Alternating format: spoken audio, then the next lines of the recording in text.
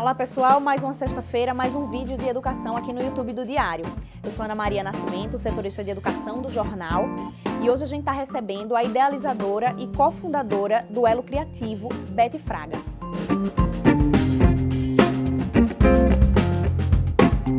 Beth, obrigada pela presença aqui no Diário. Eu que agradeço. Beth, vamos começar explicando para as pessoas primeiro o que é o Elo Criativo. Então, o Elo Criativo, na verdade, ele nasceu como um brinquedo, um material, né, não estruturado, para que a gente possa brincar de forma livre com quem a gente quiser, da forma que a gente quiser. O Elo, ele nasceu um pouco de uma necessidade minha de brincar com meus 4 filhos ao mesmo tempo. Eu percebi que os brinquedos, eles tinham características, duas características muito fortes, que é um limite de idade, uma faixa etária, e também eles tinham regras e manuais para que a gente seguisse um roteiro. Isso dificultava, né? Eu tenho filhos de idades diferentes, são próximos, mas de idades diferentes.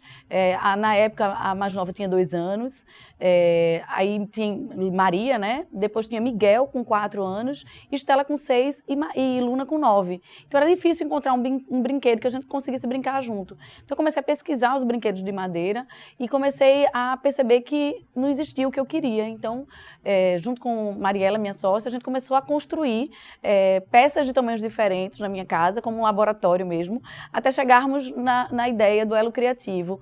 E aí a gente percebeu que era uma medida universal, que crianças de 2 a 102 anos podiam brincar com material. E o Elo Criativo, ele foi crescendo. Então, hoje, para responder a tua pergunta, ele não é mais só um brinquedo, ele cresceu um pouco, ele virou uma metodologia, porque a gente começou a utilizar o Elo Criativo não só dentro de casa, para a família, mas a gente começou a usar o Elo Criativo dentro de ambientes corporativos para trabalhar com desenvolvimento humano, trabalhando soft skills, trabalhando as habilidades e as competências socioemocionais, e a gente começou a sentir uma demanda muito forte dentro do ambiente escolar.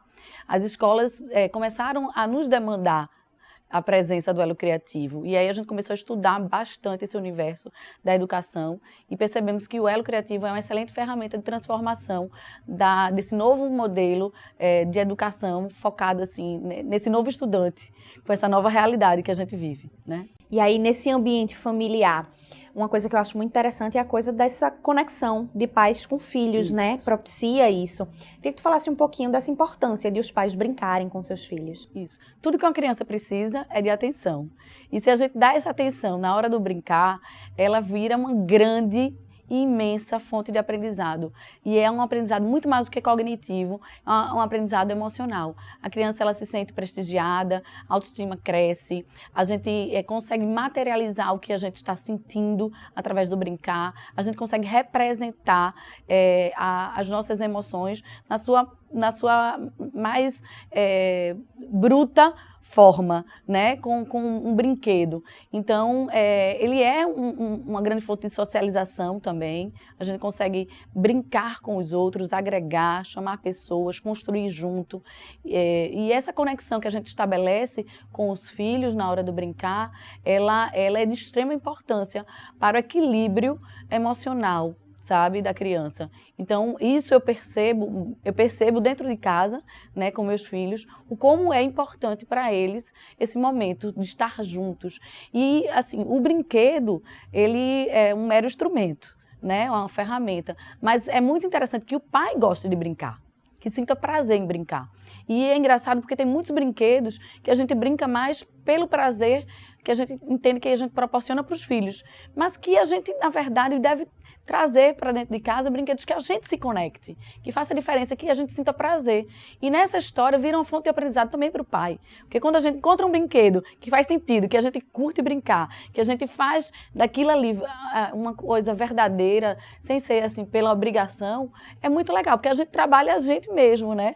E a gente termina resgatando o nosso processo criativo, porque o brincar, eu digo que ele desobstruiu o meu fluxo criativo. E, enfim, a gente entra nessa roda viva de trabalhar, né, de prover, e a gente esquece muitas vezes dessa ludicidade na nossa vida. E o brincar Para mim, eu digo que desobstruiu porque eu entendo como se fosse uma veia, uma artéria. Muitas vezes a gente não está com a artéria entupida, né? Precisa colocar um stent, fazer uma cirurgia. O fluxo criativo é a mesma coisa. A gente precisa estimular, a gente precisa se alimentar bem para que o nosso fluxo ele esteja correndo de forma livre. E a brincadeira, eu acho que é se alimentar bem, é criar fontes de aprendizado, onde a gente estabelece conexões positivas com nossos filhos e a gente passa a também estimular positivamente o nosso fluxo criativo. E aí, no ambiente escolar, esse uso tem alguma diferença ou não? Ele tem, na verdade, intenções que podem ser muito direcionadas para o objetivo do aprendizado. A gente pode trabalhar de forma cognitiva, trabalhando conteúdos escolares, como matemática, geometria, a soma, divisão. A gente pode contar uma história com o elo criativo. A gente pode trabalhar a alfabetização. A gente pode trabalhar letramento. A gente pode trabalhar até a construção de uma tabela periódica, se a gente quiser. A gente pode fazer experiências físicas com a construção. Então, a gente pode trabalhar de forma interdisciplinar, com intenção, com orientação. O professor ele se torna um grande facilitador e o processo ele é construído pelos alunos, né? Porque a construção é mão na massa. E aí é muito interessante porque o aluno se torna protagonista do processo de aprendizado, com, lógico, a orientação e a facilitação dos educadores. Então, ele pode ser utilizado também de forma livre, né, como um processo criativo, de liberdade, sem intenção, onde a criança constrói a sua forma, do seu jeito, que às vezes é muito importante. A intervenção do adulto ela é importante em alguns momentos, mas também é importante a gente saber recuar um pouco em alguns momentos, deixar a criança livre, sendo protagonista 100% do processo. Então, ele pode ser utilizado também dessa forma. E a gente percebe hoje que as habilidades, as competências socioemocionais, ela é uma demanda latente da escola. A escola tem que ser também fonte de aprendizado emocional. A inteligência emocional, ela é trabalhada, e ela precisa ser trabalhada de forma intencional na escola. E aí a gente entra também como uma forma de trabalhar a socialização, a colaboração, a comunicação, a empatia, a criatividade, entre outras habilidades e competências socioemocionais, que aí exige, sim, uma orientação, e foi através daí que a gente criou a nossa metodologia, onde a gente trabalha o socioemocional, a gente trabalha o cognitivo, a gente trabalha um laboratório criativo, onde a gente materializa problemas e soluções, né?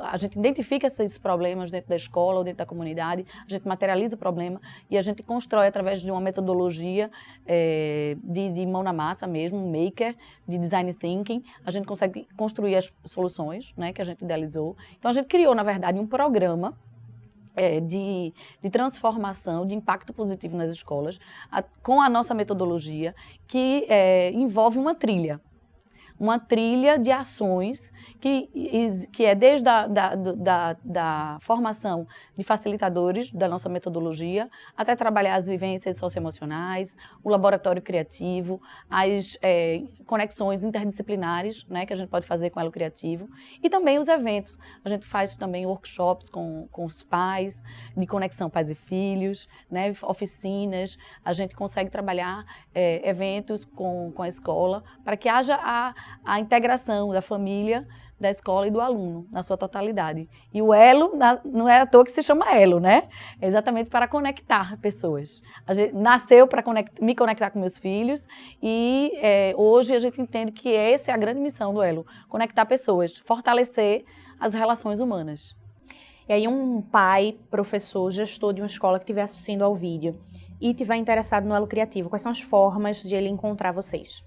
Então, a gente está nas redes sociais, estamos no Instagram, nosso Instagram pode estar marcado aí em algum lugar, elo_criativo, tem o nosso contato, telefone, WhatsApp, tem o nosso site também que ele pode entrar, mas eu acho que principalmente o contato telefônico mesmo, para que ele possa agendar uma visita, a gente ir até a escola, a gente co-construir, porque é de forma personalizada, cada escola tem uma demanda diferente, cada escola tem uma necessidade específica e a gente entende que o nosso programa, ele não é um programa sólido, rígido, ele é um programa líquido, flexível, adaptável a cada necessidade, a cada ambiente escolar. É um programa anual, onde a gente entrega o material junto com ações ao longo desses 12 meses de contrato que a gente firma com a instituição.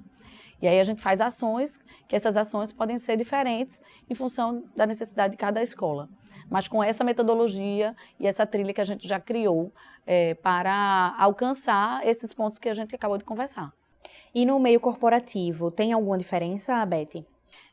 Ela tem diferença no sentido de que a gente está trabalhando com adultos muito mais do que com crianças. Mas quando a gente trabalha na escola, a gente tem muito foco no educador. Então, ela se assemelha um pouco no sentido das construções e demandas das competências socioemocionais. A gente entende que hoje todo mundo desenvolveu muito seu lado cognitivo, todo mundo muito sabido, inteligente. E a gente precisa ampliar essa inteligência para o campo emocional. Então, a demanda corporativa, ela se assemelha muito à demanda da escola para o educador. Então, em alguns pontos, sim, elas se encontram, elas se assemelham, mas lógico que são propostas diferentes, porque a gente tem focos diferentes. A empresa ela tem algumas necessidades que a escola não tem e a gente entende e faz, na verdade, uma anamnese, uma conversa para entender a demanda da empresa e a gente trabalhar tanto competências socioemocionais como a inovação mesmo, no sentido de resolução de problemas e prototipagem, materialização dessas soluções com elo criativo. Então, a gente tem uma metodologia que é de inovação para resolução de problemas para as empresas e a gente tem também vivências socioemocionais focadas muito mais nas necessidades corporativas, que trabalham em muita sinergia com empatia, com colaboração, com escuta ativa, com senso de pertencimento. As empresas estão precisando se conectar com seus propósitos e os colaboradores também. Então, a gente consegue trabalhar vivências que fortalecem propósito, que fortalecem valores, que fortalecem a caminhada, que faz com que todo mundo se sinta parte do processo. Então, a gente consegue, sim, fazer dinâmicas diferentes, mas que vão ser realmente adaptadas a cada necessidade. Beth, queria te agradecer mais uma vez a presença aqui. Querida, eu que agradeço, é um prazer estar aqui com você. Muito boa a conversa. Falando sobre educação. Acho que todos nós somos parte do processo, somos protagonistas desse processo de transformação, que a gente esteja junto, e é muito bom ter esse canal para falar sobre a educação do século XXI, com uma demanda completamente diferente, né, do século XX, do século XIX. Eu acho que está todo mundo com esse desejo de melhorar, de transformar e de fazer com que os alunos gostem de aprender. Acho que o maior desafio é esse, né? É que o aprender ele seja tão acessível e prazeroso quanto o brincar. Muito obrigada mais uma vez. Eu que agradeço. A gente encerra aqui mais um vídeo. No YouTube do Diário de Pernambuco tem uma playlist com vários vídeos relacionados à educação. Se você tiver interesse no tema, basta procurar aí. Até o próximo. Obrigada.